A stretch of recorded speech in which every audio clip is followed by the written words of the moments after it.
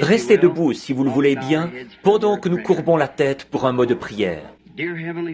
Cher Père Céleste, nous sommes reconnaissants ce soir de cette nouvelle occasion de venir présenter ce glorieux, merveilleux évangile de Jésus-Christ. Nous te remercions parce qu'il est encore le même, hier, aujourd'hui et éternellement. Nous te remercions pour ces gens qui se sont rassemblés ici en cette période de temps froid et qui sont encore dans une grande attente.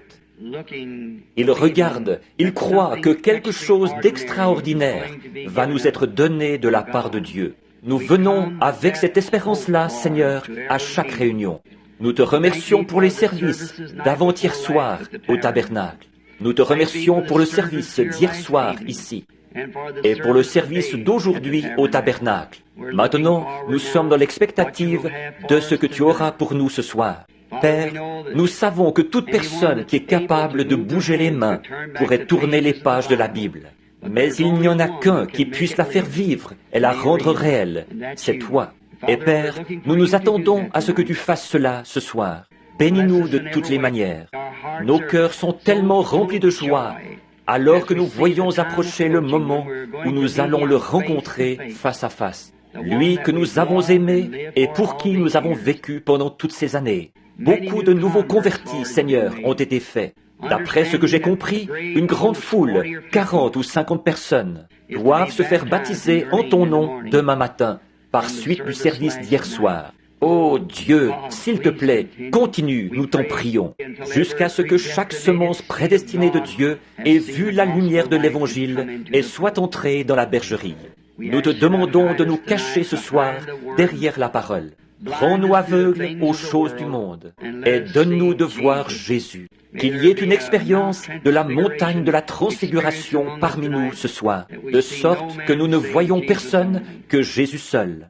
Nous le demandons en son nom, pour sa gloire, et comme confirmation de son évangile. Amen. Vous pouvez vous asseoir.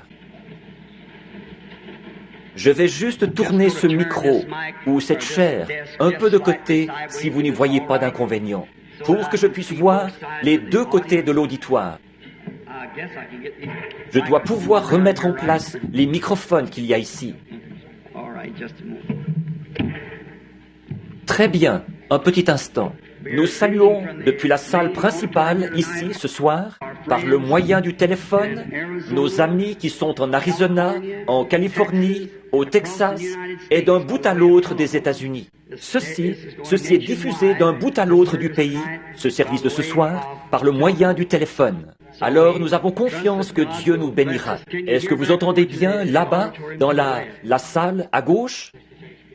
Très bien. Maintenant, ils vont vérifier le système téléphonique pour voir si ça fonctionne bien. Tout le monde est heureux ce soir? Dis donc, c'est formidable ça. De ce côté, Amen. Je suis vraiment content de voir que vous êtes tous assis confortablement. Bon, demain soir, si la foule augmente encore, ce sera aussi transmis en direct par le téléphone. Ça l'est déjà ce soir. Je pense qu'il y a des gens là-bas au tabernacle. Demain matin, les services ne pourront pas se faire au tabernacle parce que il y aura là un fleuriste en train de décorer l'église pour un mariage qui aura lieu demain après-midi. Alors, ils ont transféré les services du matin à l'église de frère Ruddle, l'un de nos associés. Et c'est sur la route ici, la 62. Est-ce que ça a été annoncé? Ça a été annoncé. Et s'il n'y a pas assez de place pour tout le monde là-bas, nous prendrons ceux qui restent et nous enverrons un autre ministre chez frère Junior Jackson à Clarksville. La raison pour laquelle nous faisons ça chez frère Ruddle, c'est que c'est près d'ici et nous avons pensé que vous pourriez trouver le lieu plus facilement. Alors, nous allons arranger quelque chose d'une façon ou d'une autre. Et bien nous assurer de faire tous ces baptêmes demain. Et j'espère qu'il y en aura encore une centaine ou deux qui s'ajouteront à ceux-là qui se feront baptiser demain. Maintenant, demain soir, je n'aime jamais annoncer à l'avance le sujet d'une prédication. Mais un soir, pendant le service ou un jour, je voudrais parler sur le sujet de qui est ce Melchisédek. En effet, c'est un sujet dont, je pense, nous vivons au temps de ces révélations. Et c'est la question qui s'est posée tout au long de l'âge. Qui est cet homme? Et je crois que Dieu a la réponse. Qui il était? Certains ont dit un sacerdoce, d'autres ont dit un roi, d'autres, mais tant qu'il y a une question, il doit y avoir une réponse à cette question, une réponse qui est la bonne. Il ne peut pas y avoir une question sans qu'il y ait d'abord une réponse. Maintenant, nous avons confiance que Dieu nous donnera une bénédiction de sa parole ce soir, alors que nous la lirons.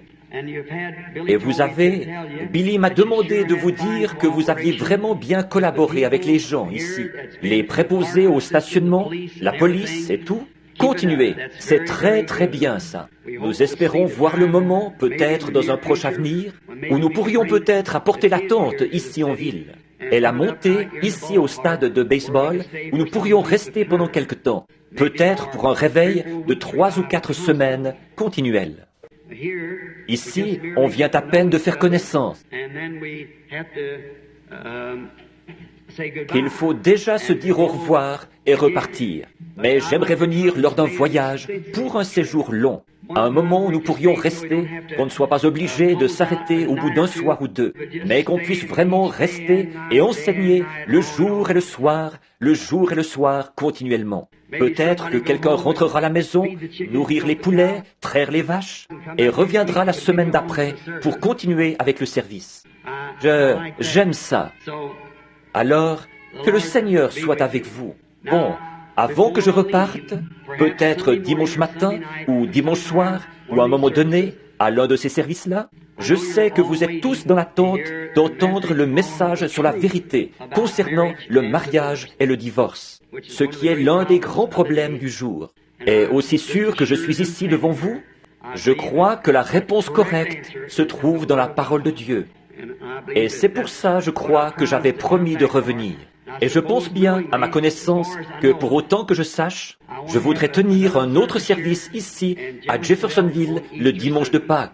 Et nous, pour le service du lever du soleil, et puis celui du dimanche de Pâques. Alors, nous annoncerons ça à l'avance, et nous essayerons d'obtenir peut-être la salle, si possible, ou un endroit pour le dimanche. Peut-être qu'on pourrait être là le samedi et le dimanche. Il va falloir que je fasse le voyage aller et retour en avion, parce que c'est tout près du moment.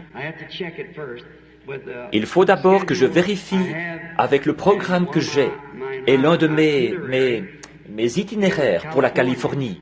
Et puis, aussitôt après ça, je dois partir en Afrique. Alors, gardez le contact et priez pour nous. Maintenant, ce soir, je voudrais attirer votre attention sur un passage de la parole de Dieu qui se trouve au chapitre 4 de Luc. Au chapitre 4, à partir du verset 16, c'est Jésus qui parle. Aujourd'hui, cette parole que vous venez d'entendre est accomplie. Maintenant, nous voudrions tirer de ceci une conclusion. Montrer combien la parole de Dieu est dynamique. Or, nous pouvons tous arriver à comprendre la mécanique. Mais il faut la dynamique pour la faire agir. Nous pouvons arriver à comprendre la mécanique d'une machine, d'une automobile. Mais ensuite, il faut la dynamique pour actionner les roues et les mettre en mouvement. Là, Jésus était retourné à Nazareth, où il avait été élevé. Un peu plus loin dans les Écritures ici, nous voyons qu'il disait « Nous avons appris que tu as fait telle et telle chose à Capernaum. Maintenant que nous te voyons faire ça ici, dans ta patrie. » Jésus a dit « Un prophète n'est pas sans honneur si ce n'est dans sa patrie. » Et évidemment, ça, c'est le lieu où vous avez été élevé et où les gens vous connaissent. Et là-bas, il avait une mauvaise réputation dès le départ. Parce qu'il était né sans un père terrestre. Il disait de lui qu'il était un enfant illégitime. Qu'en fait, Marie était enceinte avant qu'elle se soit mariée officiellement avec Joseph. Mais ce n'est pas vrai. Nous savons que ce n'est pas vrai. Et ce passage de l'Écriture, ce qui m'a amené à poser les yeux dessus, c'est quelque chose qui est arrivé tout dernièrement à Phoenix, en Arizona. C'était le dernier jour de service où je devais parler à la Convention internationale des hommes d'affaires du plein évangile. Et pendant cette convention, il y avait un invité parmi nous, c'était un évêque catholique, qui est des rites chaldéens de l'Église catholique apostolique, le révérendissime Jean S. Stanley, OSD. Il est archevêque métropolitain des États-Unis dans l'Église catholique. Ceci, en fait, c'est sa carte et son adresse. C'était un invité parmi les hommes d'affaires chrétiens, et je l'avais vu là, la veille. Et quand je parlais, le samedi soir, je crois, ou bien le samedi matin au petit déjeuner, pendant que je parlais, il n'arrêtait pas de m'observer.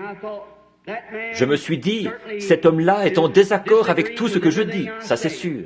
Et vous savez, on pouvait facilement le voir. Il n'arrêtait pas de baisser et de relever la tête. Mais je ne savais pas au juste ce qui le travaillait. Alors, le dimanche après-midi, quand je me suis levé pour parler, j'allais prendre mon texte sur les douleurs de l'enfantement. Le passage où Jésus a dit que, comme une femme qui enfante, elle éprouve les douleurs de l'enfantement. Et alors, j'allais me servir de ça pour parler du sujet, les douleurs de l'enfantement, disant que le monde est actuellement dans les douleurs de l'enfantement. L'ancien doit disparaître pour que le nouveau puisse naître, tout comme une semence doit tomber en pourriture pour produire une nouvelle vie. Et que de douleurs d'enfantement ont frappé le monde. À la Première Guerre mondiale, elle a eu une douleur aiguë, parce qu'il y avait des gaz toxiques, et ainsi de suite, qui pouvaient presque détruire le monde. Et à la Seconde Guerre mondiale, elle a été prise d'une autre douleur, plus difficile à supporter. Il y avait des bombes de gros calibre, et une bombe atomique aussi. Elle ne pourra pas supporter une autre douleur de l'enfantement, avec ces missiles et ces choses qu'il y a aujourd'hui. Guerre de plus la projettera dans l'espace. En effet, maintenant, elle va accoucher, et il y aura une nouvelle terre. La Bible dit qu'il y en aura une. Sous l'effet du message de chaque prophète, Israël a eu une douleur de l'enfantement. Parce que ces prophètes entraient en scène après que les théologiens et les membres du clergé avaient entraîné toute l'Église dans une forme d'organisation. Et quand ces prophètes entraient en scène avec l'Ainsi dit le Seigneur, ils secouaient ces églises. Alors, elle avait une douleur de l'enfantement. Finalement, elle a eu des douleurs d'enfantement jusqu'au moment même où elle a accouché d'un fils de l'Évangile, qui était la parole elle-même faite chair. Ainsi, l'Église éprouve réellement ce soir les douleurs de l'enfantement de nouveau pour accoucher du Fils de Dieu qui doit revenir. Tous nos théologiens, tous nos systèmes, toutes nos dénominations sont complètement pourris en dessous de nous. Donc, nous éprouvons la douleur de l'enfantement. Et un message de Dieu provoque toujours sur l'Église une douleur plus violente. Mais au bout d'un moment, elle va accoucher d'une épouse. C'est ce qui amènera Jésus-Christ à son épouse. Et alors, je pensais que cet homme était vraiment très en désaccord avec moi. Quand je me suis levé pour prêcher ce message, j'ai ouvert ma Bible pour trouver la page. Et ma femme m'avait donné une nouvelle Bible pour Noël. Mon ancienne Bible a déjà une quinzaine d'années. Et elle était presque en morceaux. Les pages se détachaient chaque fois que je l'ouvrais. Par contre, je savais exactement où y retrouver chaque passage de l'Écriture. Donc, j'avais étudié avec beaucoup d'attention dans cette Bible-là. Et j'ai simplement pris la neuve parce que l'autre avait l'air trop usé pour que j'aille à l'église avec ça. Et comme j'allais prendre dans Jean, à l'endroit où le passage de l'Écriture se trouvait, j'allais lire au chapitre 16. Mais le verset que je cherchais n'était pas là. Alors je me suis dit, c'est bizarre. J'ai cherché de nouveau, ce n'était toujours pas là. Et frère Jack Moore, de Shreveport, en Louisiane, un de mes amis intimes, il était assis là. J'ai dit, frère Jack, ça se trouve bien dans Jean 16, n'est-ce pas? Il a dit, oui. Et ce prêtre catholique s'est levé de son siège sur l'estrade où une centaine de membres du clergé étaient assis. Il s'est approché pour venir auprès de moi avec toutes ses soutanes, ses robes, ses croix et tout. Il est venu tout près de moi et il a dit, « Mon fils, restez calme. Dieu se prépare à faire quelque chose. » Je me suis dit, un évêque catholique qui me dit ça? Il a dit, « Lisez-le dans mon livre. » Et j'ai lu le passage de l'Écriture dans son livre. J'ai pris mon texte et j'ai continué. J'ai prêché mon sermon. Après, quand j'ai eu terminé, il s'est levé, après que je suis parti, et il a dit, « Il y a une chose qui devra arriver. Après ça, ou bien l'Église devra sortir du gâchis dans lequel elle se trouve, ou bien c'est nous qui devrons sortir du gâchis dans lequel l'Église se trouve. Donc, de deux choses l'une. » J'étais en route pour rentrer, je retournais à Tucson ce soir-là.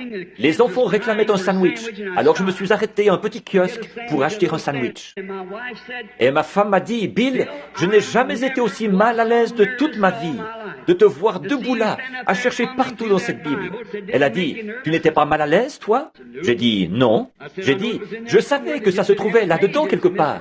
Il n'avait pas inséré cette page-là, c'est tout. C'est une faute d'impression. » Et elle a dit, de penser que c'est moi qui t'avais acheté cette Bible. On aurait dit que tous les yeux étaient fixés sur moi là-bas. Et j'ai dit, eh bien, ce n'était pas de ta faute. C'était une faute d'impression dans cette Bible. J'ai dit, ils n'ont pas inséré cette page-là, c'est tout. Eh bien, je me suis mise à l'examiner de nouveau. Elle était tout ce qu'il y a de plus parfait. Mais le chapitre 16 se termine, il y en a une partie qui s'arrête à environ 3 pouces du bas. Et l'autre, le chapitre 17, de l'autre côté, fait la même chose. Et comme c'était une Bible neuve, ces 2 pages étaient parfaitement collées ensemble. Et je lisais dans le chapitre 17 au lieu du chapitre 16. Bon, j'ai dit, tout ça c'est bien. Il y a une raison à ça.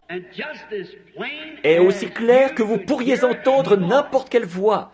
Une voix m'est venue et a dit, « Il se rendit à Nazareth, là où il avait été élevé. » Et il entra dans la synagogue selon sa coutume.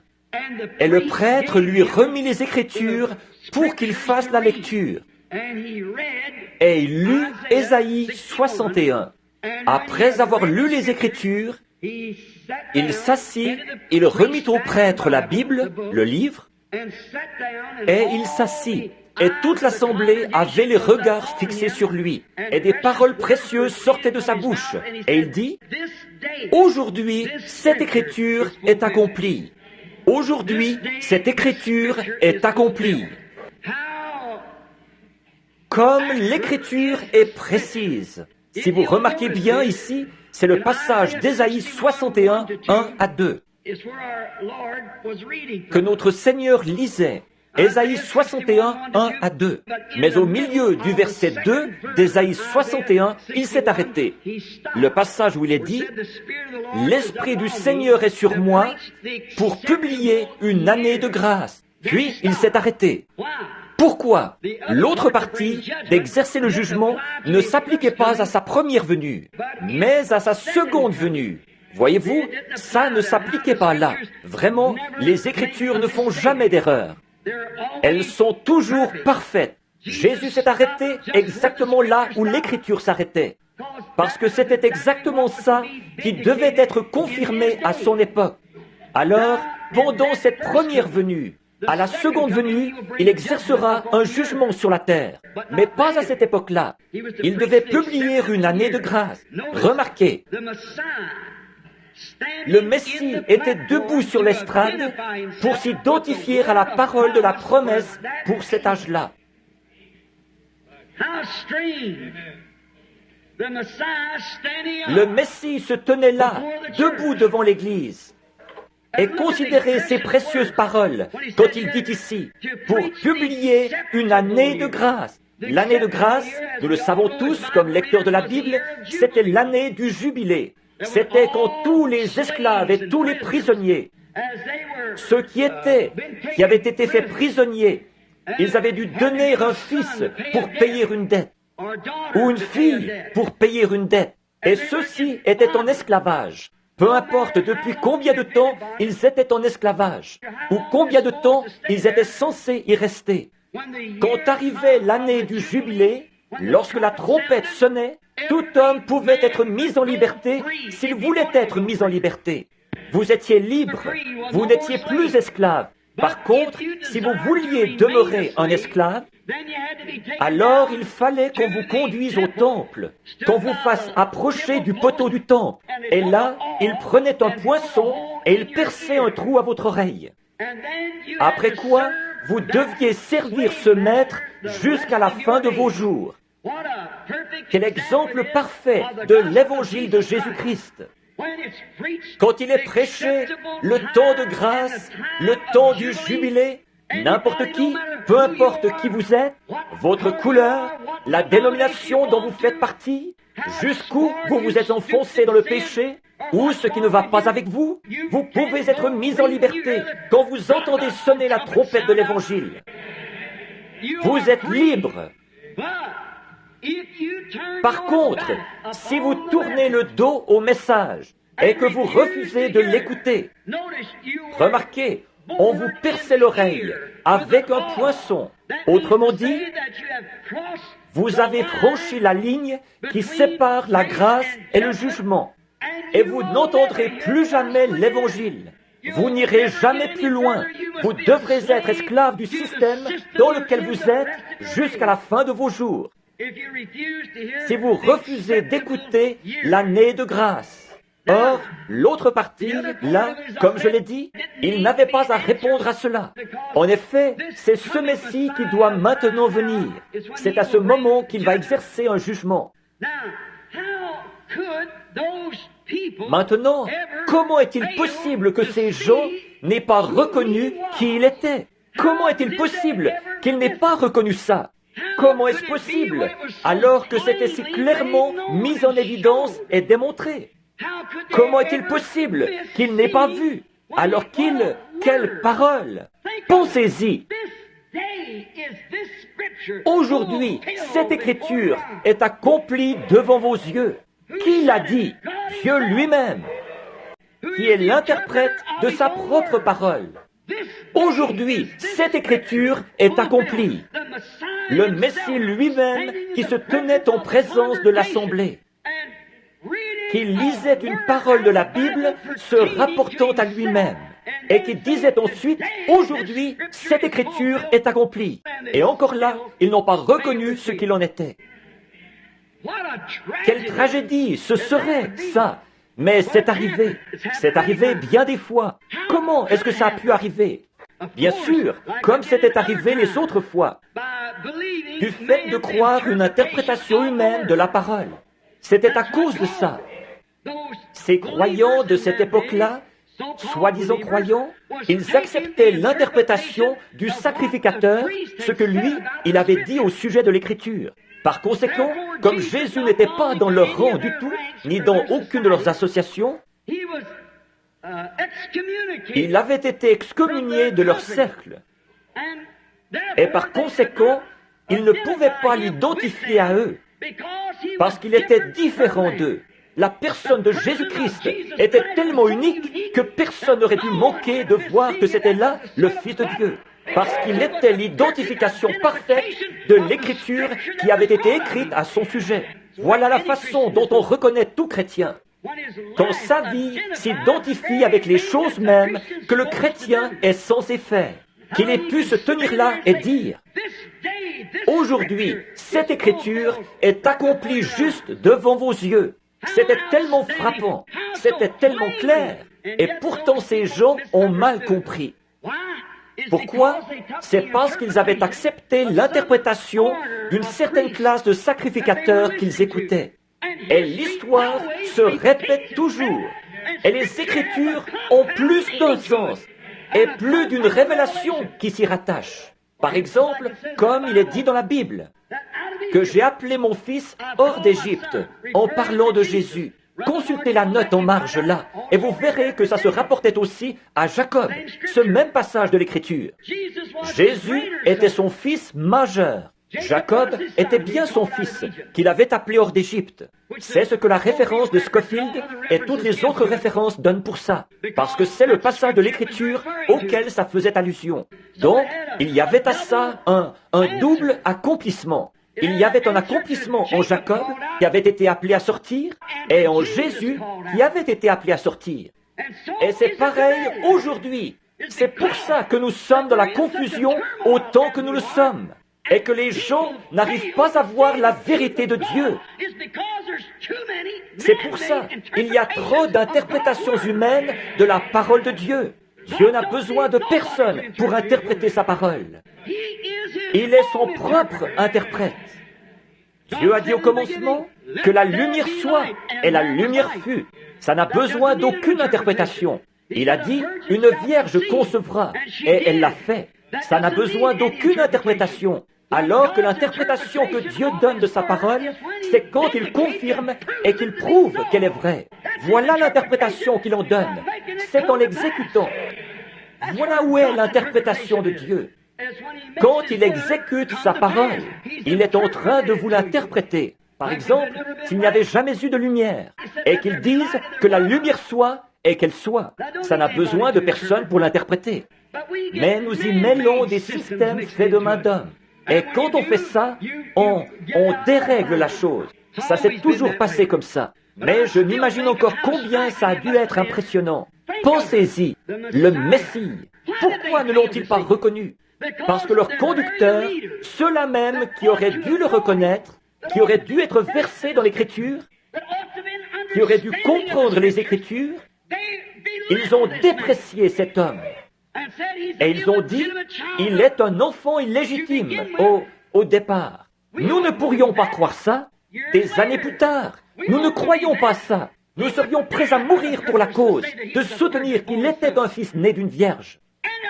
Et il viendra un jour où les choses mêmes que nous voyons Jéhovah accomplir aujourd'hui, les hommes des âges à venir, s'il y en a, mourront pour la chose même dont nous sommes en train de parler aujourd'hui. Vous serez obligés de le faire quand la marque de la bête sera appliquée et qu'on ne vous donnera pas l'autorisation de prêcher l'évangile comme ceci. Quand cette grande union des églises se fera, ce qui est en train de se mettre en place maintenant pour former l'église mondiale, vous devrez sceller votre témoignage de ceci avec votre propre vie. Il faut que vous y croyiez maintenant. Si ces sacrificateurs qu'il avait condamnés pouvaient ressusciter, ils ne le condamneraient pas. Mais vous dites, si j'avais été là, moi, j'aurais fait telle et telle chose. Eh bien ça, ce n'était pas votre âge. Mais c'est maintenant votre âge. C'est maintenant le moment. Vous dites, eh bien, s'il était ici, la Bible dit, il est le même hier, aujourd'hui, éternellement. Le même. Donc, il est ici. Mais il est ici, alors que le monde a été civilisé, qu'il est devenu plus important, plus instruit. Il est ici sous la forme de l'esprit, qu'ils ne peuvent pas tuer ou mettre à mort. Il est mort une fois. Il ne peut plus mourir. Il devait être fait chair pour que Dieu soit mis à mort dans la chair à cause du péché. Mais cette fois-ci, il ne pourra plus jamais mourir. C'est le Saint-Esprit. Or, comment s'imaginer qu'il lui reprochait ces choses-là? Une autre chose, c'est qu'il refusait de se joindre à leur rang. Alors, voyez-vous, ça aussi, ça faisait de lui un mauvais sujet. Il refusait d'adhérer à leurs organisations, il refusait d'adhérer à leur sacerdoce, et il ne voulait avoir rien à faire dans ces choses-là. Et puis, en plus de tout ça, il cherchait à démolir ce qu'eux avaient construit. Il est entré dans le temps. Nous disons de lui que c'était un homme doux. Il l'était. Mais souvent, nous ne comprenons pas bien ce qu'est la douceur. Il était un homme de compassion. Et pourtant, parfois, nous ne comprenons pas ce qu'est la compassion. La sympathie humaine, ce n'est pas ça qui est la compassion. Mais la compassion, c'est de faire la volonté de Dieu. Il est passé par la piscine de Bethesda, la porte. Des gens étaient couchés là, des foules de gens. Des foules, c'est un nombre indéterminé. Mais des foules de gens étaient couchés là, des estropiés, des aveugles, des boiteux, des paralytiques. Et il avait de la compassion pour les gens, toujours. Et il est allé à une seule personne. Quelqu'un qui n'était ni estropié, ni aveugle, ni boiteux, ni paralytique. Peut-être qu'il souffrait de la prostate. Peut-être qu'il avait une petite infirmité qui traînait. Ça faisait 38 ans qu'il avait ça. Ça n'allait pas l'affecter, ça n'allait pas le tuer. Il était couché sur une paillasse. Et il a dit, « Veux-tu être guéri ?» Et cet homme a dit, « Je n'ai personne pour me jeter dans l'eau. Mais pendant que j'y vais, eh bien, quelqu'un descend avant moi. » Voyez-vous, il marchait, il voyait, il se déplaçait. Seulement, il était faible, c'est tout. Et Jésus lui a dit, « lève-toi, prends ton lit et va dans ta maison. Et Jésus a été interrogé là-dessus. En effet, vous vous rappelez que l'Écriture dit ça. Ça n'a rien d'étonnant. S'il venait à Jeffersonville ce soir et qu'il faisait un geste comme celui-là, encore là, il ferait parler de lui. Mais souvenez-vous, il était venu pour accomplir une seule chose. C'était la volonté de Dieu. Or, c'est dans Jean 5, 19, là, que vous trouverez la réponse. Il a dit, en vérité, je vous le dis, le Fils ne peut rien faire de lui-même, mais ce qu'il voit faire au Père, voilà ce que fait le Fils. Or, ils auraient dû savoir que c'était la confirmation même de la prophétie de Moïse, car l'Éternel, votre Dieu, suscitera un prophète comme moi. Avez-vous remarqué, quand il a vu cet homme, il a dit, Jésus savait qu'il était dans cet état depuis de nombreuses années. Voyez-vous, comme il était prophète, il a vu cet homme dans cet état. Il est allé là-bas et il s'est frayé un chemin en contournant ces gens. Il avançait à petits pas parmi la foule jusqu'à ce qu'il ait trouvé l'homme en question. Il est passé à côté des estropiés, des boiteux, des aveugles et des paralytiques. Et pourtant, c'était un homme plein de compassion. Mais la compassion, c'est de faire la volonté de Dieu. Alors, nous le retrouvons puisqu'il refusait de s'associer avec eux, qu'il ne voulait avoir rien à faire dans leur rang. Alors, c'était un indésirable. Il ne voulait avoir rien à... En plus de ça, un jour, il est entré dans le temple. Un homme est entré là, et il a trouvé la maison de Dieu à peu près aussi souillée qu'elle l'est aujourd'hui. Ils achetaient, vendaient, changeaient la monnaie, et il a renversé les tables où se trouvait la monnaie. Il a pris des cordes et les a tressées, et il a chassé les changeurs du temple à coups de fouet, et il les a regardés d'un regard furieux. Il a dit, il est écrit, Alléluia, la maison de mon Père est une maison de prière, mais vous en avez fait une caverne de voleurs. Et vous, par vos traditions, vous avez annulé les commandements de Dieu. Oh, est-ce qu'une bande de gens comme cela pourrait jamais croire en lui? Non, monsieur. Ils s'étaient tellement vautrés comme des cochons dans la boue de la société et dans la souillure de l'époque qu'ils étaient embourbés dans le carcan ecclésiastique à un point tel qu'ils ne pouvaient pas ressentir les vibrations de la puissance du Dieu Tout-Puissant. Ce n'est pas étonnant qu'une petite femme ait pu toucher son vêtement et être guérie par cela, alors qu'un soldat ivre a pu lui cracher au visage et il n'a senti aucune vertu. Ça dépend de votre façon d'aborder cela. Ça dépend de ce que vous cherchez. Quand vous allez à l'église, ça dépend de ce que vous cherchez. Maintenant, nous le voyons debout là-bas. Sans doute que les gens avaient déjà été mis en garde. Les sacrificateurs avaient mis les gens en garde. Bon, il viendra ici le sabbat prochain. Et quand il viendra, ne l'écoutez surtout pas. Bon, vous pouvez bien venir vous asseoir, mais ne prêtez aucune attention à ce qu'il dira, parce qu'il ne fait pas partie de notre groupe. C'est un indésirable. Il n'a pas de carte de l'association. Il n'a même pas de papier d'une organisation avec lui. Il n'a rien de tout ça. Qu'est-ce qu'il est? Une espèce de renégat qui est né là-bas d'une naissance illégitime, dans la maison d'un charpentier, et dont la mère l'a conçu avant qu'il soit marié.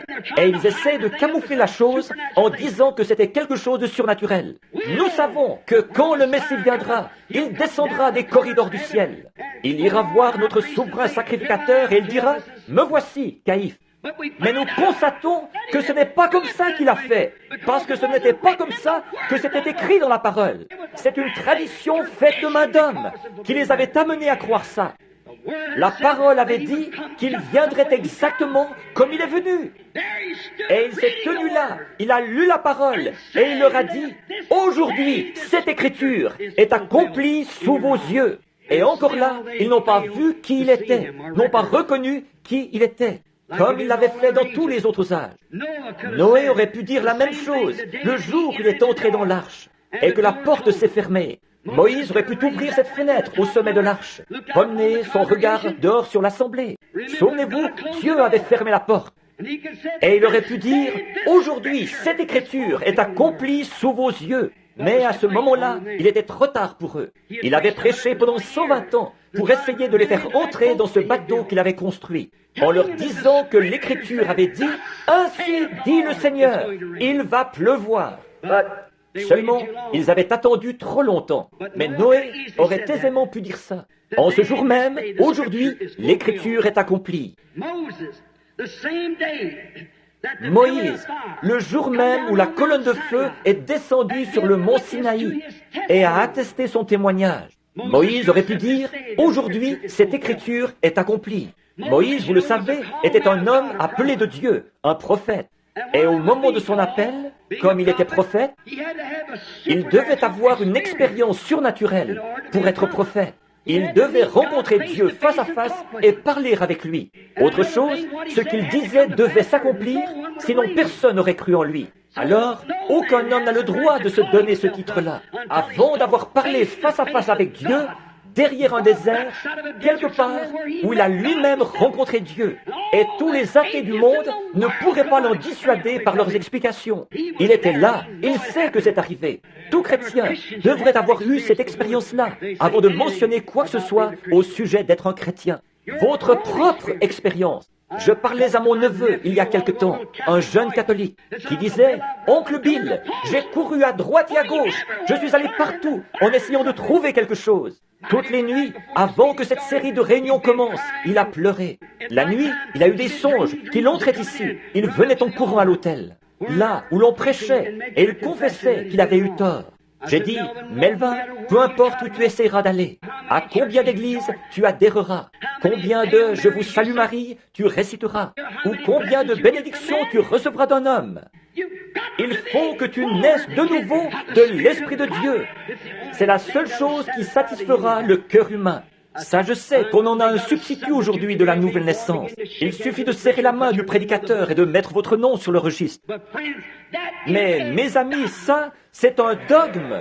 Ce n'est pas une vérité biblique. Si c'en était une, dans les Actes des Apôtres au chapitre 2, voici ce qu'on lirait. Lorsque le jour de la Pentecôte arriva, le pasteur sortit et serra la main aux gens. Mais il y est dit, lorsque le jour de la Pentecôte arriva, à l'inauguration de l'Église, il vint du ciel un bruit comme celui d'un vent impétueux. Et il remplit toute la maison où ils étaient assis. Voilà comment le Saint-Esprit est venu la première fois. Voilà comment il est venu toutes les fois depuis cette fois-là. Il est Dieu et il ne change pas. Or, ça choque les gens. Ils disent, ça c'était pour une autre époque. Eh bien, il est le même hier, aujourd'hui et éternellement. Chaque fois que l'Église a reçu le Saint-Esprit, il est toujours venu comme il l'a fait la première fois, en vertu de la même ordonnance. Acte 2, 38. Ça n'a jamais changé, ça ne changera jamais. C'est comme l'ordonnance d'un médecin pour une maladie. Il va rédiger une ordonnance pour une maladie, le médecin va faire ça. Vous la portez à un pharmacien charlatan. Et il met trop d'antidotes là-dedans, c'est tellement faible que ça ne vous fera aucun bien. S'il met trop de poison là-dedans, ça vous tuera. Elle doit être rédigée selon les spécifications du médecin. Et l'ordonnance du médecin sur la manière de recevoir le Saint-Esprit nous a été donnée par le docteur Simon-Pierre au jour de la Pentecôte. Je vais vous donner une ordonnance. Repentez-vous, chacun de vous, et soyez baptisés au nom de Jésus-Christ pour la rémission des péchés. Et vous recevrez le don du Saint-Esprit, car l'ordonnance est pour ceux qui sont au loin et en aussi grand nombre que le Seigneur notre Dieu les appellera. L'ordonnance éternelle. Moïse avait eu cette expérience-là. Il est descendu là-bas, dans le pays, et il s'est mis à dire aux gens, « J'ai rencontré une colonne de feu. Elle était dans un buisson ardent, et il m'a chargé de vous parler. Je suis celui qui suis. Va, je serai avec toi. Saisis le bâton dans ta main et lève-le sur l'Égypte. Tout ce que tu demanderas, ce sera fait. » Eh bien, probablement qu'un sacrificateur a dû dire, « Quel non-sens !» Mais quand ils ont vu la réalité même de ceci agir, s'accomplir, ils n'ont pas pu résister plus longtemps. Ils ont su qu'il était envoyé de Dieu. Alors si Moïse affirmait avoir vu ça, et qu'il rendait témoignage de ça, que c'était la vérité, alors Dieu est obligé, s'il sait bien la vérité, d'identifier et de confirmer que la parole de cet homme, c'est la vérité. C'est vrai. Si Jésus-Christ est tenu là et qu'il a lu ce jour-là, aujourd'hui cette parole est accomplie devant vous.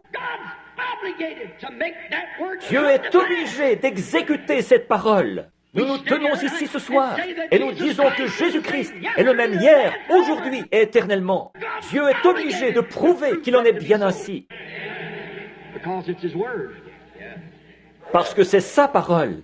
Or, qu'est-ce que ça produit? Il faut avoir la foi, y croire. Il faut avoir la foi, croire sa parole, croire qu'elle est bien la vérité. Remarquez ce qui est arrivé.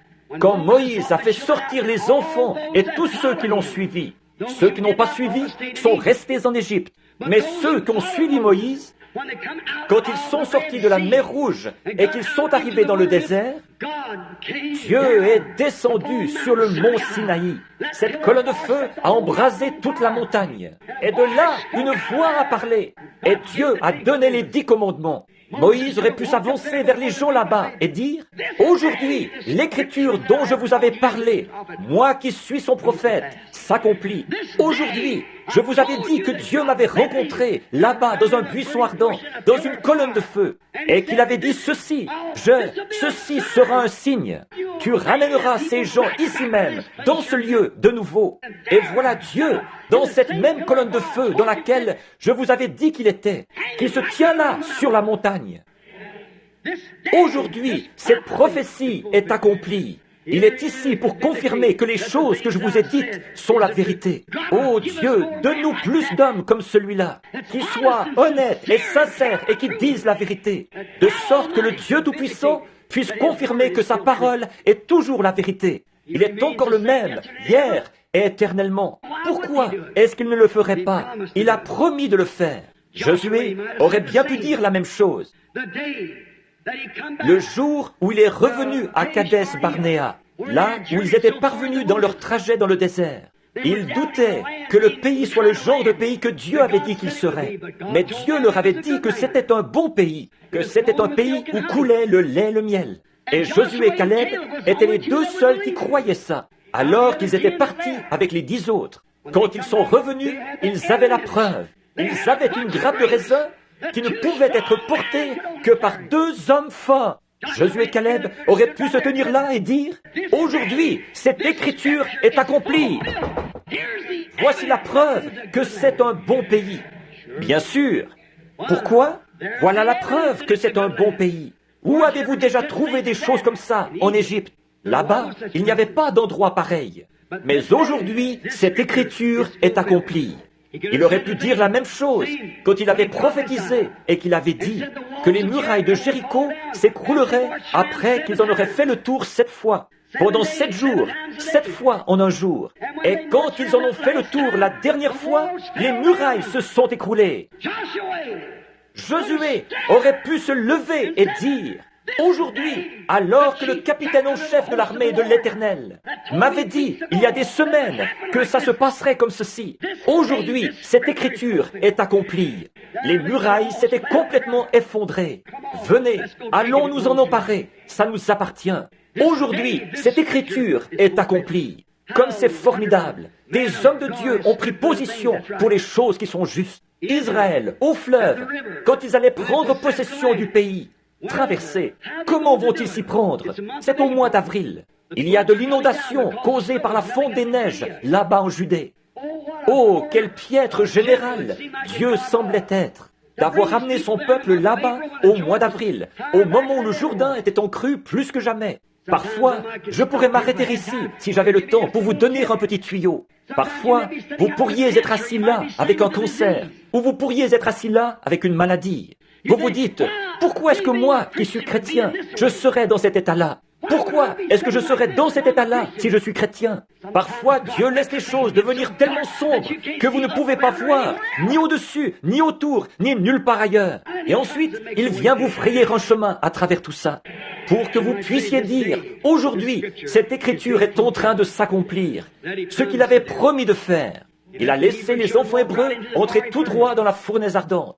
Ils avaient dit, notre Dieu peut nous délivrer de ce feu de la fournaise. Mais quoi qu'il en soit, nous ne nous prosternerons pas devant votre statue. Quand ils sont ressortis de là, l'odeur de la fournaise sur eux, ou plutôt sans odeur de la fournaise sur eux, ils auraient pu dire, aujourd'hui, cette écriture est accomplie. Quand Daniel est sorti de la fosse aux lions, il aurait pu dire la même chose. Jean-Baptiste, au bout de 400 ans d'enseignement ecclésiastique, ce n'est pas étonnant que cette église ait été en plein gâchis à cette époque-là. Quand il a paru dans le désert, au Jourdain, il aurait pu se tenir sur la rive, là, comme il l'a fait, et dire « Aujourd'hui, cette écriture, Ésaïe 40, est accomplie. » Je pourrais bien m'arrêter ici pour vous dire ce que ce vieux prêtre m'a dit. Il a dit, « Mon fils, vous n'avez jamais terminé ce message. » J'ai dit, « Ne bougez pas. » Il a dit, « Vous voulez dire que ces pentecôtistes-là ne voient pas ça ?»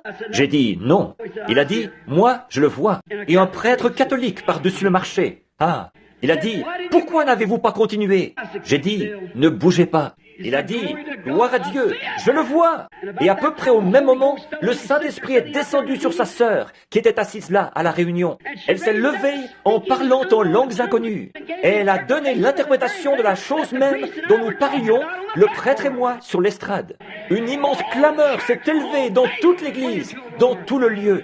Ça s'est poursuivi jusque dans la convention d'Oral Roberts, la semaine dernière, ou la semaine avant la semaine dernière.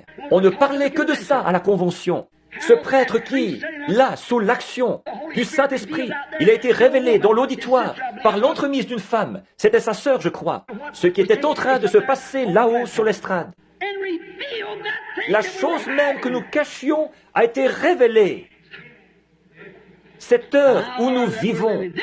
Aujourd'hui, cette écriture est accomplie.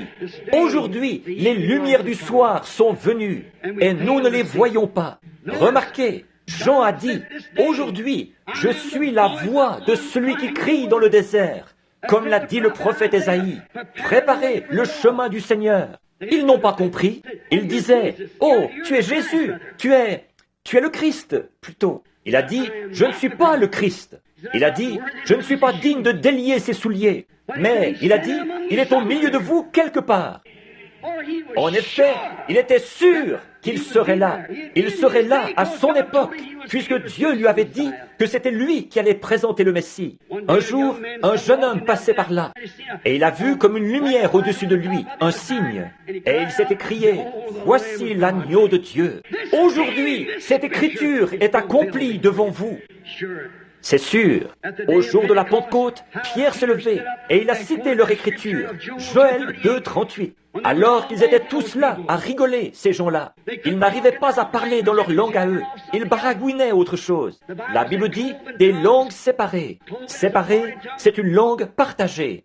Ils ne disaient rien. Ils ne faisaient que baragouiner. Ils couraient dans tous les sens, comme une bande de gens ivres. Ils disaient tous, « Eh bien, ces gens sont ivres. Regardez-les. Regardez comment ils se conduisent. Ces femmes et ces hommes, ils font du désordre. » C'est ce que disait ce groupe religieux de l'époque. Pierre s'est levé au milieu d'eux. Il a dit, « Hommes, frères, vous qui séjournez à Jérusalem et vous qui habitez la Judée, sachez que ces gens ne sont pas ivres comme vous le supposez, car c'est la 3e heure du jour. Mais c'est ici ce qui a été annoncé par le prophète Joël. Dans les derniers jours, je répandrai mon esprit sur toute chair. Aujourd'hui, cette écriture s'est accomplie. Certainement, Luther est arrivé à l'heure. Wesley est arrivé à l'heure. La Pentecôte est arrivée à l'heure. Il n'y a rien qui fait défaut. Maintenant, je vous demande de considérer l'âge et le temps où nous vivons actuellement par rapport à la parole promise pour aujourd'hui. Si autrefois, dans les autres âges, des hommes ont pu dire « Aujourd'hui, cette écriture. Aujourd'hui, cette écriture. » Alors, qu'en est-il de l'écriture pour aujourd'hui? Qu'est-ce qui est promis pour aujourd'hui? Où en sommes-nous? À quelle heure vivons-nous? Alors que l'horloge indique, que l'horloge de la science indique. Minuit moins 3. Le monde est affolé. L'Église est dans un lit de corruption. Plus personne ne sait où il en est. Il est quelle heure du jour? Qu'en est-il de l'écriture pour aujourd'hui? La situation de l'Église, ou la situation de l'Église d'aujourd'hui. Dans le monde, la politique, notre système mondial, s'est pourri au possible. Je ne suis pas un politicien, je suis un chrétien. Mais ce n'est pas mon affaire de parler de politique. Mais je voudrais simplement dire qu'ils sont pourris des deux côtés. J'ai voté une seule fois, c'était pour Christ. Je ne peux pas faire autrement que de gagner. Le diable a voté contre moi et Christ a voté pour moi. Ça dépend du parti pour qui moi j'ai voté. Je suis content d'avoir voté pour lui. Que le monde dise ce qu'il voudra. Moi, je crois toujours qu'il est le même hier, aujourd'hui et éternellement. Il le prouvera. Certainement qu'il le prouvera. Certainement. L'augmentation de la criminalité, de la délinquance juvénile, Regardez notre nation, qui était autrefois la fleur de la terre. Notre grande démocratie a été créée à l'époque à la déclaration d'indépendance. La déclaration d'indépendance a été signée et nous avons eu une démocratie. Et nos illustres ancêtres et les choses qu'ils ont faites. Nous avions une grande nation. Mais elle est maintenant en train de pourrir, de s'effondrer, de trembler et de s'écrouler. Et ils cherchent à imposer les gens pour obtenir de l'argent à envoyer là-bas en vue d'acheter l'amitié de leurs ennemis. Et eux, ils nous renvoient ça en plein visage. Une première guerre mondiale, une deuxième guerre mondiale, et on se dirige encore vers une troisième. Certainement, la politique est pourrie, corrompue, pourrie jusqu'au trognon. C'est exactement ce que Matthieu 24 avait annoncé. Une nation s'élèverait contre une nation, un royaume contre un royaume. Toutes ces choses qui allaient se produire. Considérons ça maintenant. Très bien. Remarquez une autre chose. Les progrès de la recherche scientifique. Il fut un temps où, juste, mon grand-père allait voir ma grand-mère en char à bœuf. Maintenant, on a un avion à réaction, ou même un engin qu'on met en orbite dans les airs, dans l'espace. C'est grand. Qui donc avait dit ça? Dans Daniel 12:4, il est dit, la connaissance augmentera dans les derniers jours. Nous voyons l'heure où nous vivons. Remarquez maintenant la situation du monde, l'état de la science. Remarquez encore autre chose. Aujourd'hui, dans notre système d'éducation. Maintenant, n'essayez pas de nier ça. J'ai des coupures de journaux. Ils enseignent le sexe dans nos églises, dans nos écoles, aux jeunes élèves à avoir des relations sexuelles l'un avec l'autre pour voir s'ils pourront vivre en couple dans le monde. Oui, monsieur. Et que dire de notre clergé? Ce soir, j'ai un article du journal, à Los Angeles, en Californie. Un groupe de membres du clergé, des baptistes et des presbytériens, des ministres. Ils ont fait venir une bande d'homosexuels et ils ont eu des relations homosexuelles avec eux, en disant qu'ils essayaient de les gagner à Dieu, alors que c'est l'une des malédictions de l'heure. Sodomite! Même que les policiers ont procédé à leur arrestation. Alors, où en sommes-nous? Notre système tout entier est tombé en pourriture en dessous de nous. J'ai vu qu'il y a eu une augmentation de l'homosexualité aux États-Unis, que ça a augmenté de 20 ou 30% depuis l'an passé. Pensez à ça, des hommes qui vivent avec des hommes, tout comme ils le faisaient à Sodome. L'augmentation de la criminalité, de la délinquance juvénile. À quelle heure vivons-nous? Aujourd'hui, cette parole de prophétie est accomplie. Le monde religieux, l'Église elle-même, l'Église appelée à sortir, ce que nous appelons l'Église appelée à sortir, le dernier âge de l'Église, l'âge de l'Église pentecôtiste. Où en est-il? Il est dans Laodicée, comme le dit l'Écriture. Aujourd'hui, ils ont levé les barrières. Leurs femmes sont à moitié habillées. Leurs hommes sont... C'est affreux. Certains d'entre eux, qui se sont mariés 3 ou 4 fois, ils font partie du conseil des diacres et tout. Ils se sont relâchés et ont fait entrer la corruption. Parce qu'ils ont tenu conseil et ils se sont ralliés au monde. Et aujourd'hui, ils ont les meilleurs bâtiments qu'ils aient jamais eus. Quelque part, l'une d'elles est en train de construire une salle de 50 millions de dollars. 50 millions de dollars. Des pentecôtistes. Autrefois, ils étaient là, au coin, il y a 25 ans de ça, à battre du tambourin. Ils disaient, nous, parce que, dit l'Écriture dans Apocalypse 3, tu es riche. Que tu dis? Je suis riche. Je suis assise en reine. Je n'ai besoin de rien. Et tu ne sais pas que tu es malheureuse, misérable, pauvre, nue, aveugle. Et tu ne le sais pas. Aujourd'hui, cette Écriture est accomplie sous vos yeux. Amen. Amen, ça veut dire « ainsi soit-il ». Je ne me dis pas « Amen » à moi-même, mais je veux dire par là que je crois que c'est la vérité. Aujourd'hui, cette Écriture est accomplie. L'Église pentecôtiste est dans un état de Laodicée. Oh, il saute, il crie, et il s'emballe encore pendant qu'il y a de la musique. Quand il n'y a plus de musique, ou de musique de beatnik, comme certains d'entre eux jouent et qu'ils appellent le christianisme, quand ça s'arrête, toute la gloire est partie. Voyez, si c'est une vraie louange qui est de Dieu, il n'y a pas assez de sifflets, ni assez de puissance dans ce monde pour l'arrêter. Quand ça vient réellement de Dieu, ce qu'il faut, ce n'est pas de la musique entraînante. Ce qu'il faut, c'est que l'Esprit de Dieu descende sur elle, C'est tout ce qu'il faut. Il y a longtemps qu'ils ont oublié cela, parce qu'ils ont classifié le don du Saint-Esprit, le parler en langue, comme signe initial. Et j'ai entendu des démons et des sorciers parler en langue. Le Saint-Esprit, c'est la parole de Dieu en vous, qui s'identifie en acceptant cette parole. Sinon, ça ne peut pas être le Saint-Esprit. Si on dit que c'est le Saint-Esprit et qu'on renie une seule parole de cette Bible, ça ne peut pas être le Saint-Esprit. C'est ça la preuve, si vous croyez ou pas. Remarquez, un autre grand signe. Les Juifs sont dans leur patrie, leur propre pays, leur propre monnaie. Ils sont membres des Nations Unies. Ils ont leur propre armée. Ils ont tout. Ils sont dans leur patrie. Et Jésus a dit, apprenez du figuier la parabole qu'il vous offre. Voilà qu'ils sont rentrés là-bas dans leur pays. Aujourd'hui, cette écriture est accomplie. Les Juifs dans leur patrie. Aujourd'hui, cette écriture est accomplie. L'âge de l'église de Laodicée. Aujourd'hui, cette écriture, Matthieu 24, est accomplie. Le monde est dans un état de corruption. Toute la chose. Nation contre nation. Tremblement de terre en divers lieux. Violents tourbillons qui s'abattent, qui secouent les nations et tout. De grandes catastrophes partout. Aujourd'hui, cette écriture est accomplie. Donc, nous avons vu l'état du monde. Nous voyons où en est l'Église normale, l'organisation, la dénomination. Nous voyons où elles en sont. Nous voyons où en sont les nations. Et nous voyons qu'aujourd'hui, ces promesses sont accomplies. Bon, mais en ce jour-ci, il doit y avoir une super semence royale d'Abraham. C'est exactement ce qu'elle allait être. Elle allait être une épouse royale pour le fils royal promis.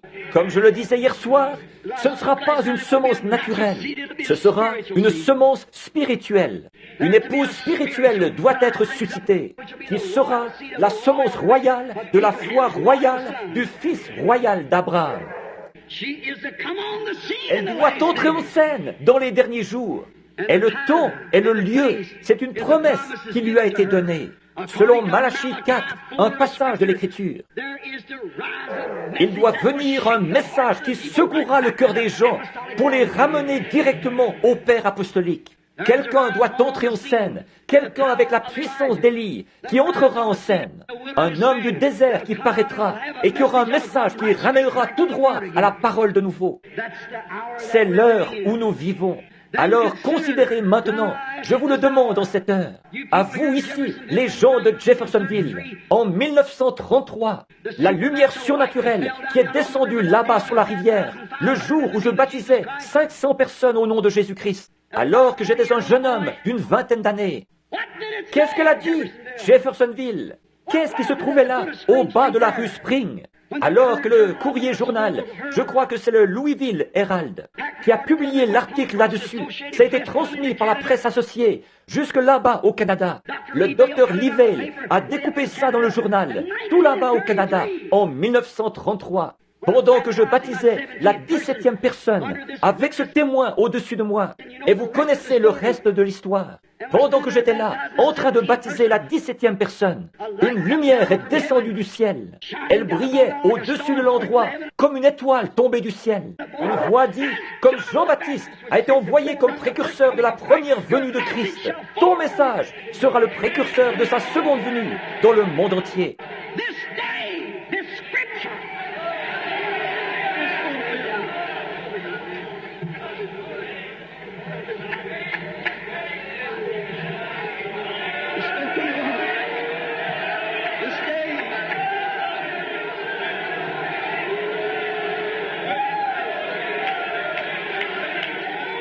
Aujourd'hui, cette écriture est accomplie. Aujourd'hui, Dieu l'avait promis. Qu'est-ce qui est arrivé? Aujourd'hui, cela a fait le tour du monde.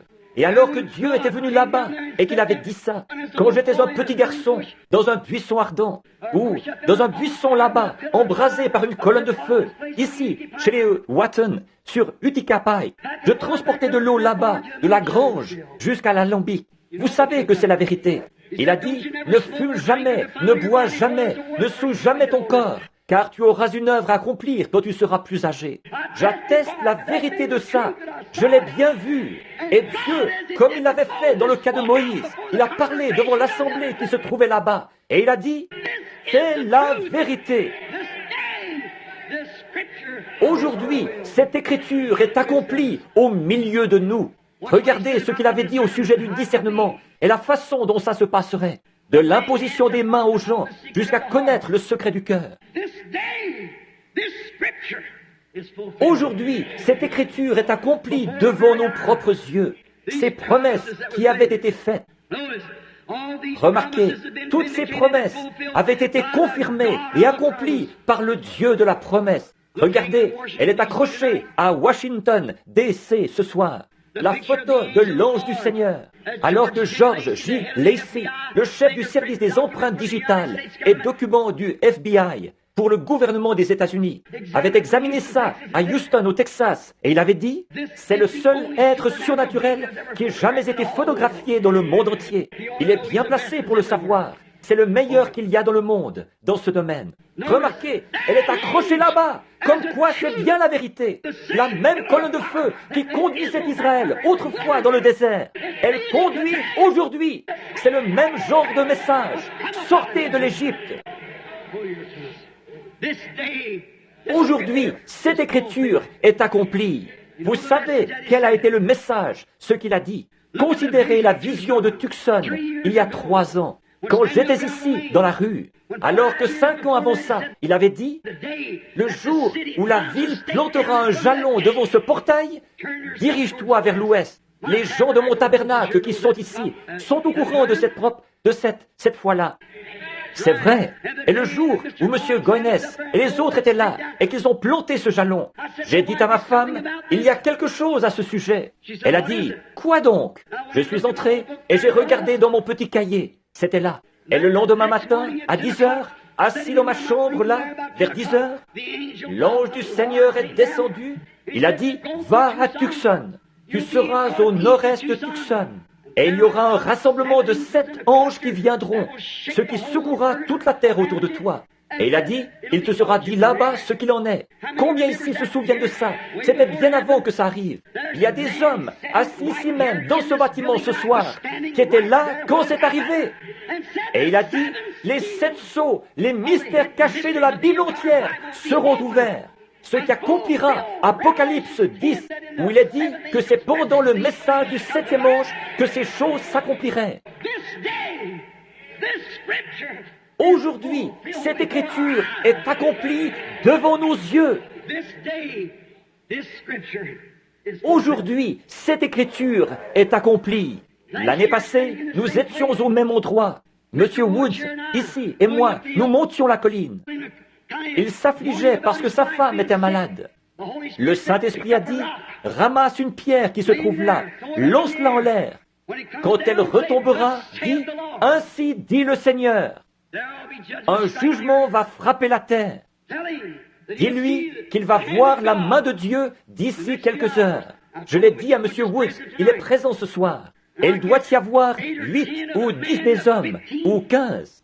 De ceux qui étaient là au moment où c'est arrivé, le lendemain matin, alors que le Seigneur est descendu dans un tourbillon qui a fracassé la montagne autour de nous et arraché la cime des arbres et claqué 3 fois. Il a dit, le jugement se dirige vers la côte ouest. 2 jours plus tard, l'Alaska a failli être englouti dans la terre. Et depuis ce moment-là, partout le long de la côte, le jugement de Dieu s'abat avec violence contre ce rideau spirituel. Il y a un rideau de fer. Il y a un rideau de bambou et il y a un rideau de péché. La civilisation a parcouru le même trajet que le soleil. L'Évangile aussi. Ils sont partis de l'Est et ils sont allés à l'Ouest, comme le fait le soleil. Et maintenant, c'est sur la côte Ouest. Ça ne peut pas aller plus loin. Si ça va plus loin, ça retournera de nouveau à l'Est. Le prophète a dit, il y aura un jour dont on ne pourra dire si c'est la nuit ou le jour. Un jour sombre, beaucoup de pluie et de brouillard. On s'est adhéré à une église ou mettre son nom sur un registre, mais pas plus. Mais vers le temps du soir, la lumière paraîtra. Aujourd'hui, cette écriture est accomplie. Le même, S-U-N, soleil qui se lève à l'est. C'est ce même S-U-N, soleil, qui se couche à l'ouest, est le même S-O-N, Fils de Dieu, qui est venu à l'est et qui a confirmé qu'il était Dieu manifesté dans la chair.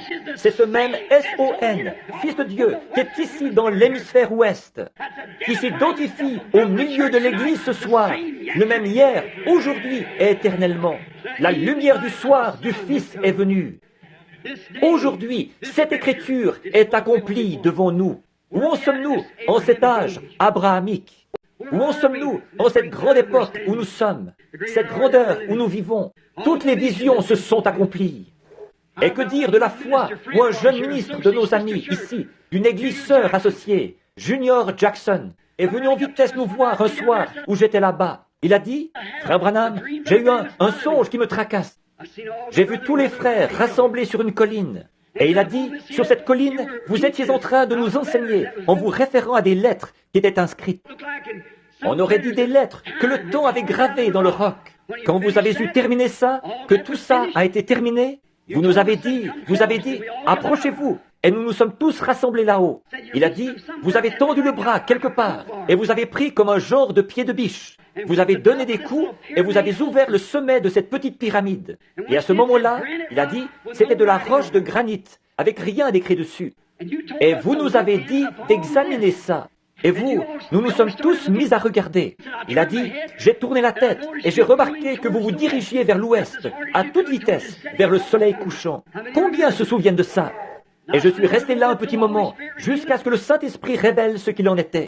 J'ai dit, la Bible entière, toutes ces choses qui ont été révélées à l'homme, à travers la justification, la sanctification, le baptême du Saint-Esprit, le baptême au nom de Jésus, et toutes ces choses, elles ont été révélées. Mais il y a des secrets qui sont cachés à l'intérieur, parce que la Bible est scellée de 7 sceaux. Je dois aller là-bas pour découvrir ça. Ce matin-là, quand ces 7 anges sont descendus et ont ébranlé la terre, et que les pierres volaient dans toutes les directions, 7 anges se sont tenus là et ont dit, « Retourne à Jeffersonville d'où tu viens, car les 7 sceaux des 7 mystères seront ouverts. » Nous en sommes là aujourd'hui, nous comprenons la semence du serpent. Dans quelques jours, si Dieu le veut, nous allons comprendre avec exactitude ce qu'il en est du mariage et du divorce. Et toutes ces choses que Dieu a dévoilées, chaque sceau, les mystères depuis la fondation du monde. Et nous nous sommes réjouis de la présence de ces bénédictions. C'est vrai, aujourd'hui, cette écriture, le magazine Life a publié un article là-dessus.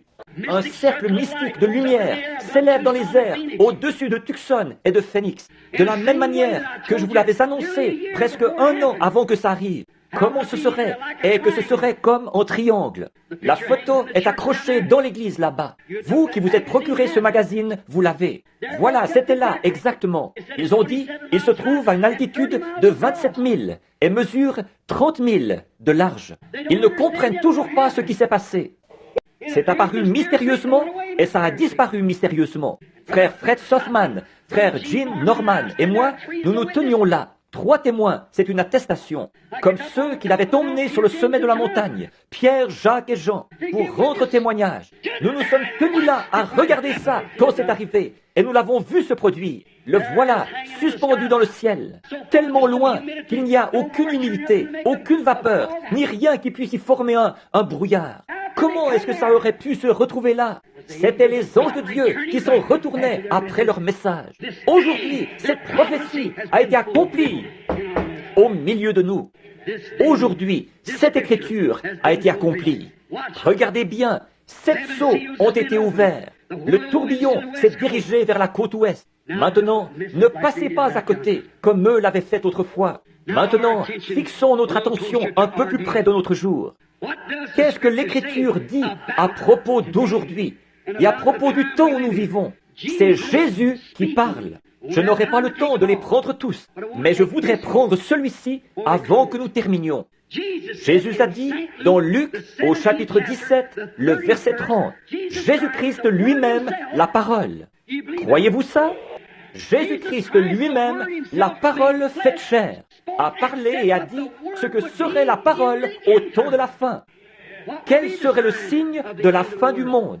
Il leur a dit qu'une nation s'élèverait contre une nation. D'autre part, il a dit ce qui arriva au jour de Sodome. arrivera de même au jour où le Fils de l'homme sera révélé.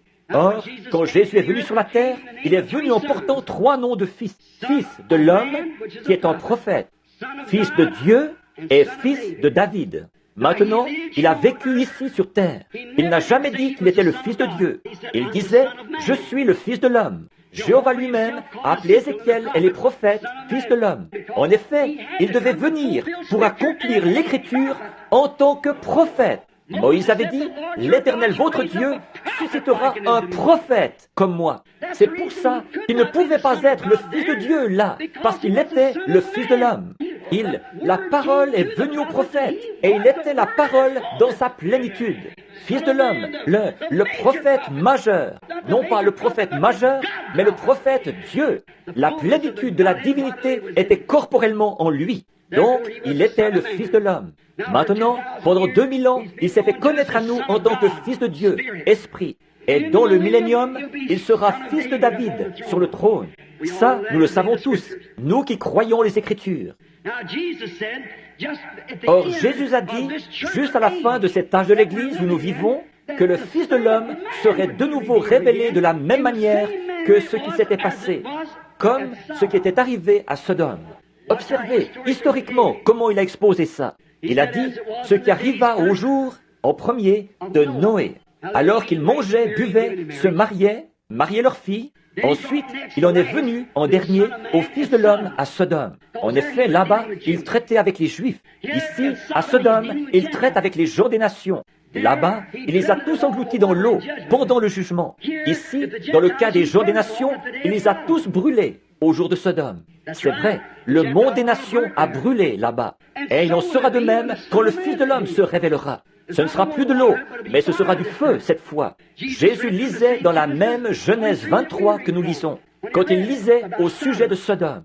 Bon, nous reconnaissons la situation dont il est fait mention, l'état du monde de Sodome, des Sodomites, l'état de Sodome. Tous, autant que nous sommes, nous pouvons dire Amen à ça. Nous croyons ça. Bien. Et l'état spirituel de Laodicée, de l'Église naturelle, nous pouvons dire Amen à ça. Et en admettre les signes. Nous savons que tous les signes sont là. L'Église est dans Laodicée. Nous savons ça. Nous savons que le monde est dans un état de Sodome. Pas vrai? Nous admettrons ça. Mais qu'en est-il du signe d'Abraham, de celui qui attendait le Fils promis? Ça, c'en était un autre. Souvenez-vous, il y avait un Sodome là-bas. Ils ont eu leur messager. Et Abraham a eu son messager. Abraham attendait jour après jour l'accomplissement d'une chose presque impossible. Sarah a 90 ans et lui a 100 ans. Conformément à la promesse de Dieu, il attendait toujours. Au milieu de toutes les critiques, il attendait ce fils-là. Et le véritable croyant aussi, il attend toujours le retour de ce fils promis. Remarquez, juste avant que le fils arrive, un signe lui avait été donné. Le signe du Fils qui doit venir ne doit-il pas être révélé à la semence royale d'Abraham qui attend le Fils royal, comme il l'avait été à notre père Abraham dans le cas du Fils naturel? Jésus l'a dit ici dans Luc 17:30. Avant que ce temps-là arrive, que le Fils de l'homme se révélerait, comme il l'avait fait au jour de Sodome, avant la destruction de Sodome. Maintenant, nous attendons un signe. Considérons maintenant la situation de ce temps-là telle qu'elle était à Sodome. Remarquez, ils avaient tous sombré dans un état sodomite, le monde. Je pense que l'un des cinéastes a réalisé un film il n'y a pas longtemps, et j'ai eu l'occasion de le voir. C'était Sodome. Si jamais vous le voyez, et qu'on n'en présente pas d'autres avec celui-là, allez le voir. C'est certainement une bonne image des États-Unis d'aujourd'hui. Hollywood, très précisément, même genre d'habillement et toutes les autres choses qu'ils faisaient à cette époque-là. De grandes beuveries et tout le reste, une secte de gens religieux, soi-disant religieux. Remarquez, et Sodome avait un témoin. C'était un homme qui s'appelait Lot, qui était tout simplement un neveu d'Abraham. Or, Abraham n'est pas descendu dans Sodome. Ni lui, ni son groupe. Il avait un grand groupe avec lui, assez nombreux pour vaincre une douzaine de rois à leur armée. Donc, il avait un grand groupe avec lui. Et il était assis là, sous un chêne. Un jour où tout allait mal pour lui, personne ne voulait avoir de rapports avec lui. Mais il s'accrochait toujours à cette promesse. Soyez très attentifs là, avant que nous terminions. Pendant qu'il était assis là, 3 hommes sont venus vers lui à pied. 2 d'entre eux sont descendus dans Sodome et ont prêché l'évangile à ceux de là-bas pour qu'ils sortent de là, à Lot. Pas vrai? Mais il y en a un qui est resté avec Abraham. Remarquez, celui qui est resté avec Abraham, c'était Dieu lui-même. Les 2 autres, c'étaient des anges messagers. Or, là-bas à Sodome, ils n'ont pas fait de miracle. Ils les ont seulement frappés d'aveuglement. Et la prédication de l'Évangile les frappe toujours d'aveuglement. Maintenant, regardez le cadre dans lequel se situe cette époque-là. Il y a une église naturelle. C'est toujours en 3, comme je le disais hier soir, que Dieu est représenté. Il y avait les sodomites, les lotistes et les abrahamistes. Le monde est dans la même situation ce soir. C'est exactement là qu'il se situe. Permettez-moi de vous demander quelque chose. Regardez le cadre dans lequel se situe ceci, maintenant. Abraham a appelé cet homme qui lui parlait Elohim. Le mot hébreu Elohim signifie celui qui est entièrement suffisant, celui qui est l'Éternel. Elohim, Dieu lui-même. Au commencement, Genèse 1 dit « Au commencement, Dieu ». Prenez le mot hébreu là ou plutôt le mot grec. Au commencement, Elohim créa les cieux et la terre. Et voici qu'il, dans Genèse, vers le chapitre 22 là, il dit encore, ou vers le chapitre 20, il a dit « Et cet homme-là, il l'a appelé du nom d'Elohim ». Pourquoi a-t-il fait ça? Dieu, représenté dans une chair humaine, qui s'est assis avec Abraham et qui a mangé un sandwich au veau. Il a bu du lait et mangé du pain. Dieu lui-même. Et il a disparu juste là, devant Abraham. Mais il lui a donné un signe. Remarquez. Et ce signe, c'était qu'il avait le dos tourné à la tente. Et souvenez-vous, Abraham, son nom était Abraham, quelques jours avant ça. Et Sarah, c'était Sarai avant ça. S-A-R-A-I, tréma. Ensuite, S-A-R-A. Et d'A-B-R-A-M en A-B-R-A-H-A-M. Abraham, ça veut dire père de nation. Maintenant, soyez très attentifs là. Et nous allons voir dans quel cadre se situe l'heure où nous vivons actuellement. Puisque Jésus nous a dit de nous attendre à voir ce cadre-là. Nous avons vu que tout le reste correspond bien. Maintenant, voyons ce qu'il en est de la semence royale. Quel cadre, eux, ils sont censés voir. Alors cet homme a dit, « Abraham, où est ta femme Sarah ?» Et Abraham a dit, « Elle est dans la tente derrière toi. » Or, elle, il ne l'avait jamais vue. Comment savait-il que son nom à lui était Abraham? Comment savait-il que son nom à elle était S-A-R-A? Abraham, où est ta femme Sarah? Il a dit, elle est dans la tente derrière toi. Il a dit, je, un pronom personnel. Je vais te visiter selon la promesse. Ta femme va avoir ce bébé. Tu m'as fait confiance, maintenant je vais l'accomplir. Et Sarah, qui était derrière dans la tente, a écouté indiscrètement ou à tendre l'oreille, ou le nom que vous donnez à ça, a écouté de l'intérieur de la tente, elle a ri par en-dessous et elle a dit, « Voilà que moi, une vieille femme comme je suis, j'aurais du plaisir avec mon Seigneur, alors que lui, là-bas, il est vieux aussi, il a 100 ans, alors qu'il y a bien des années que ce n'est pas arrivé, ça. » Et cet homme, H-O-M-M-E, qui était assis là en train de manger dans une chair humaine, qui buvait et mangeait comme un homme ordinaire, avec de la poussière sur ses vêtements. Et il avait de la poussière sur ses pieds. Et Abraham a lavé ça. Dieu lui-même, il a promené le regard et il a dit, « Pourquoi Sarah a-t-elle ri là dans la tente en disant ceci ?» Il savait, il pouvait discerner les pensées de Sarah dans la tente derrière lui. Pas vrai? Maintenant, quand la semence royale d'Abraham est venue sur terre, lui, quel signe est-ce qu'il a montré? Le Fils de l'homme. Simon s'est approché de lui un jour. C'est André qui l'avait amené.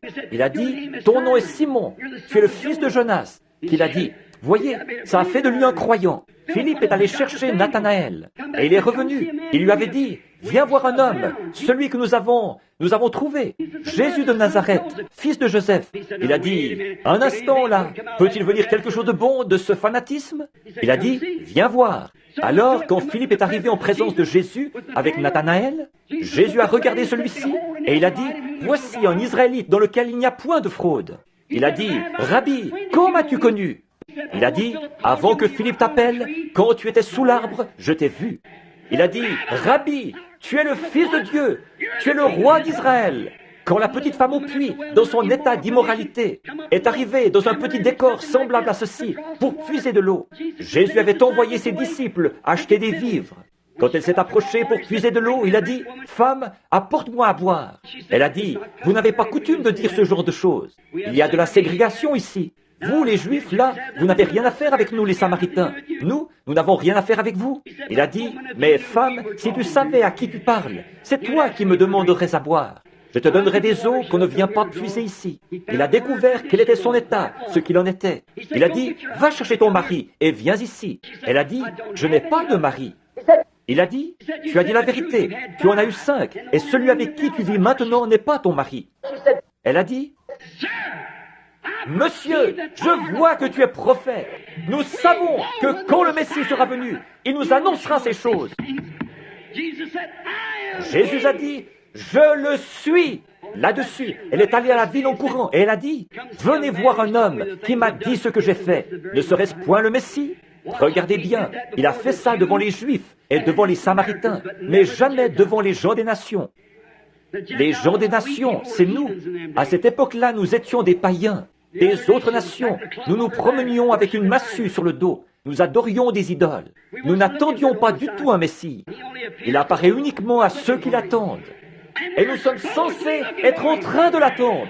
Mais ceux qui prétendaient être en train de l'attendre, l'Église elle-même, quand ils ont vu cette chose-là s'accomplir, ils ont dit, il est un démon, il est un diseur de bonne aventure, un Belzébul. Et Jésus a dit que ce péché leur serait pardonné, vu qu'ils n'étaient pas encore morts. Mais il a dit, un jour, le Saint-Esprit viendra faire la même chose. Et de prononcer un seul mot contre cela, ce ne sera jamais pardonné. Ça, c'est ce jour-ci où tous les éléments de la parole doivent s'enchaîner.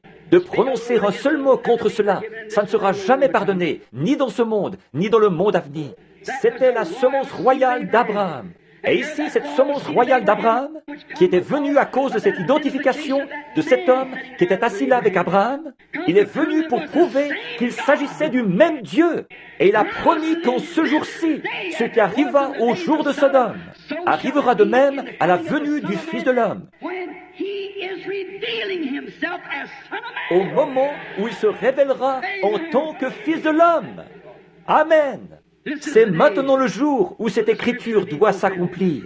Regardez dans quel cadre nous nous situons aujourd'hui. Regardez l'Église ou le Fils de Dieu.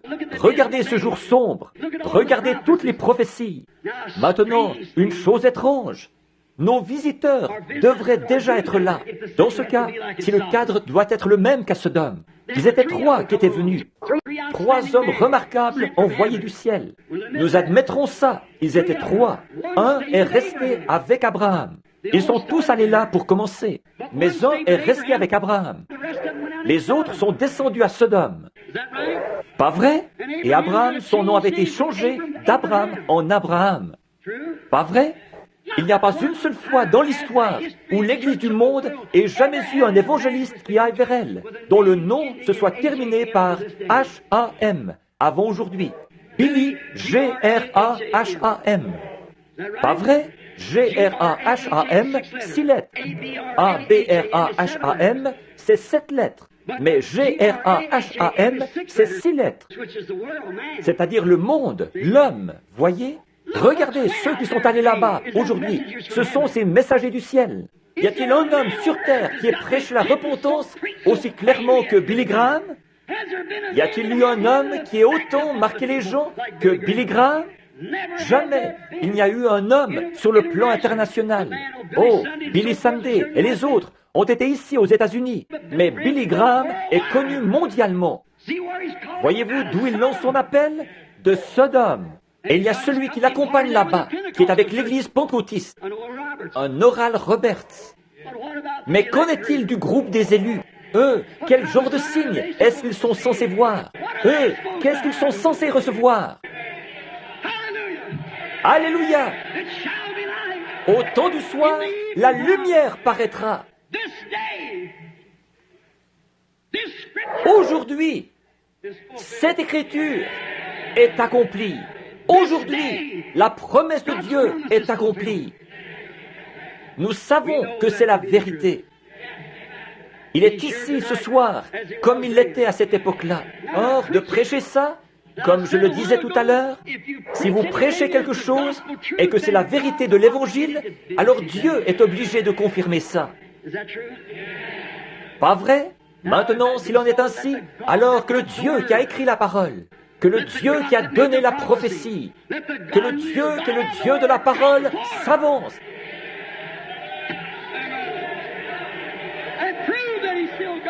Et prouve qu'il est toujours Dieu.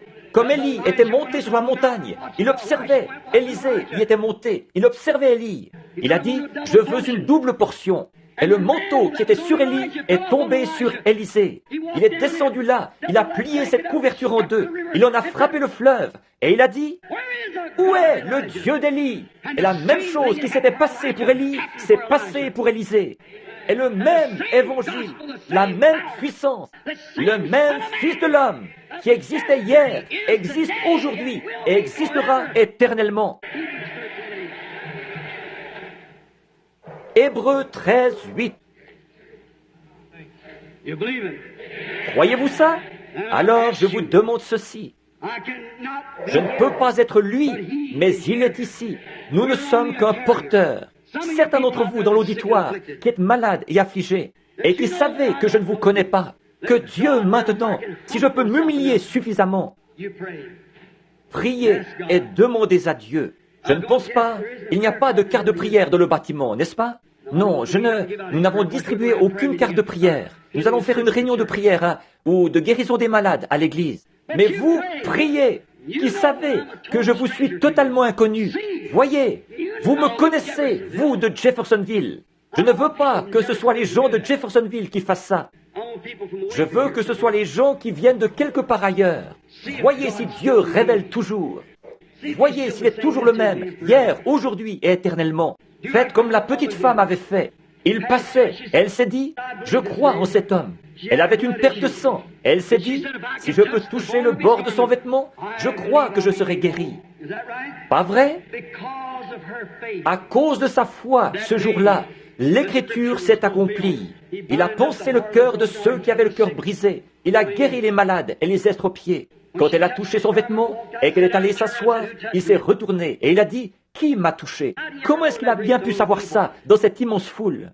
Probablement 30 fois plus de gens qu'il y en a ici ce soir, des milliers. Comment est-ce qu'il a su ça? Il a dit, qui m'a touché? Il n'a pas dit ça juste pour le plaisir de le dire. Il l'a dit parce que c'était vrai. Alors il a dit, qui m'a touché? Tout de suite, il a regardé autour de lui et il a vu la petite femme à l'endroit où elle se trouvait assise ou debout, quelle était la position dans laquelle elle se trouvait. Et il lui a dit que sa perte de sang s'était terminée. Ça, c'était Jésus hier. C'est lui aujourd'hui. Vous croyez ça? Je ne vous connais pas. Dieu, lui, vous connaît. Mais vous avez des douleurs aux côtés qui vous dérangent. C'est exact. Vous êtes assis là, en train de prier pour ça. Est-ce que je vous suis inconnu? Que nous sommes des inconnus l'un pour l'autre? Levez-vous si c'est le cas. Je ne vous connais pas. C'est cet homme-ci, juste ici au coin, ce jeune homme. Vous avez aussi mal à la gorge. C'est exact. Vous êtes en train de prier pour ça. Vous êtes dans un état de grande nervosité à cause de quelque chose. Vous allez être obligé de quitter cette série de réunions parce que vous êtes ministre. Vous avez des obligations, des choses dont vous devez vous occuper. C'est exact. Oui. Croyez-vous que Dieu sait qui vous êtes? Monsieur le révérend Smith, maintenant, vous pouvez aller être guéri. Jésus-Christ vous a guéri. Allez à votre réunion. Votre gorge ne va pas vous déranger. Qui a-t-il touché?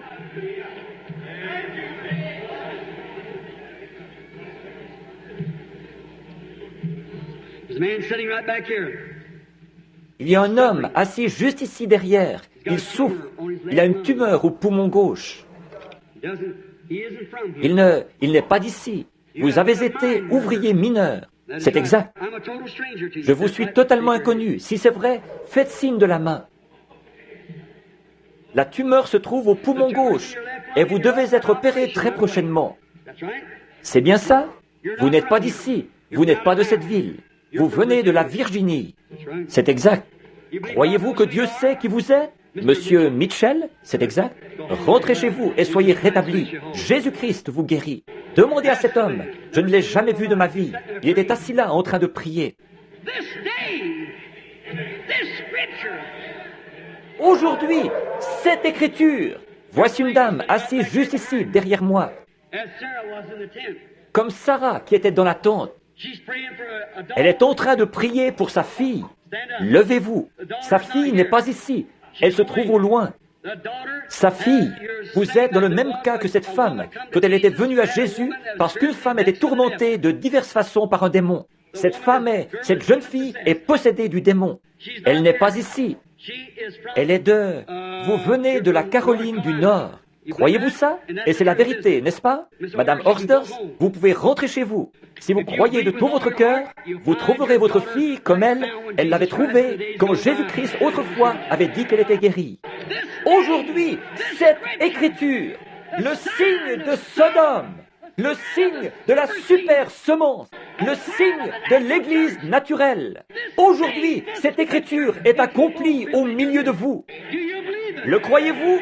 Voulez-vous l'accepter maintenant même comme votre sauveur, votre guérisseur?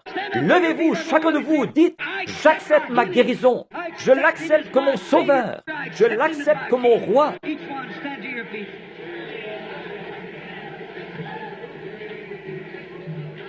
Aujourd'hui, écoutez mes amis, il lut l'Écriture, remit la Bible au sacrificateur, et il est dit, tous les gens avaient les regards fixés sur lui. Il les regarda et dit, aujourd'hui, cette Écriture est accomplie. J'ai lu l'Écriture avec une douzaine ou plus de preuves que nous vivons au dernier jour. La génération qui verra le retour de Jésus-Christ sur la terre. Et je vous dis, ce soir, de nouveau, aujourd'hui, cette écriture est accomplie devant vous. Vous qui êtes à Tucson, vous qui êtes en Californie, vous qui êtes à New York, ceux qui nous sont reliés par le téléphone. Aujourd'hui, cette écriture est accomplie devant vous. Réjouissons-nous et soyons dans l'allégresse, car les noces de l'agneau sont proches, et son épouse à elle, son épouse à lui, s'est préparée. Levons les mains et donnons-lui gloire, vous tous les peuples. Que Dieu vous bénisse.